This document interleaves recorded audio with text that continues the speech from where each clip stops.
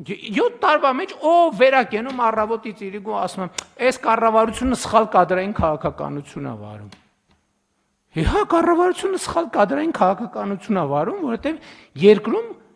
կադրային ճգնաժամ է, մարդկային ռեսուրսի ճգնաժամ է, հարգելի գործընկերներ։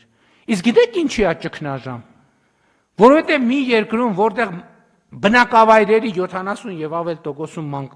մանկապարտեզ չկա, երբ որ դպրոցների 70 եւ ավել տոկոսը կիսաավերված է ֆիզիկական եւ բովանդակային առումով, չի կարող այդտեղ լինել, չլինել կադրային սով։ Կան երկրում լավ կադրել ունենց, հիմա կասեն,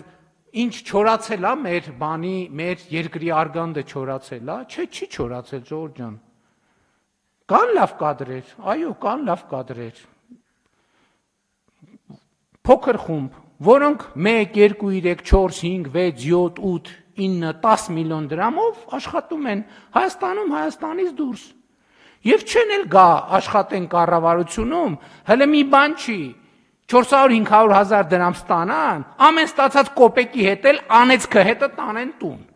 Էլի բանը, պարգևավճարը, էլի պարգևավճարը, մեր բաները տարան, պարգևավճարը վճարեցին։